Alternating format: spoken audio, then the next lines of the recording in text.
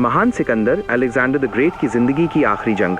आज से तकरीबन 2300 साल पहले लगभग आधी दुनिया को जीत चुका अलेक्जेंडर द ग्रेट अब पंजाब में झेलम नदी के किनारे खड़ा था, जहां उसका मुकाबला वहां के लंबे चौड़े राजा पोरस से था। राजा पोरस की अलग बात ये थी कि उसकी फौज में 200 जंगी हाथी थे और अलेक्जेंडर और उसकी फौज ने पहले कभी जंग में हाथियों का सामना नहीं किया था। दुश्मन को उनके आने की खबर न हो, इसके लिए अलेक्जेंडर ने एक बेहद तूफानी रात में छुपकर अपनी फौज के साथ झेलम नदी को पार किया, लेकिन राजा पोरस इस चाल के लिए पूरी तरह तैयार था। नदी की दूसरी तरफ अलेक्जेंडर का सामना राजा पोरस के बेटे से होता है, जो अलेक्जेंडर को रोकने की कोशिश में मारा जाता है। अगली सुबह अलेक्जेंडर की फौज राजा पोरस की फौज के साथ टकराती है। जंग की शुरुआत में राजा पोरस के हाथी मुखालिफ फौज पर भारी साबित होते हैं। अलेक्जेंडर देखता है कि हाथी उसके फौजियों को अपने पैरों तले कुचल रहे थे और उन्हें अपनी सूंड से उठाकर मैदान में यहाँ वहाँ पटक रहे थे। यहाँ तक कि अलेक्जेंडर के सबसे बहादुर फौजी भी वहाँ कुछ नहीं कर पा रहे थे। ये देखकर अलेक्जेंडर ने अपने फौजियों को ऑर्डर दिया कि वे हाथियों के पैरों पर हमला करें और हाथियों की पीठ पर सवार फौजियों को निशाना बनाएं, क्योंकि हाथी उन्हीं के कंट्रोल में थे। अलेक्जेंडर का ये प्लान काम करता है। जख्मी हाथी डर जाते हैं और पागलों की तरह अपनी ही फौज को कुचलना शुरू कर देते हैं। 8 घंटे की भयानक जंग के बाद अलेक्जेंडर के फौजी राजा पोरस को जख्मी हालत में पकड़ लेते हैं। जब अलेक्जेंडर राजा पोरस से पूछता है,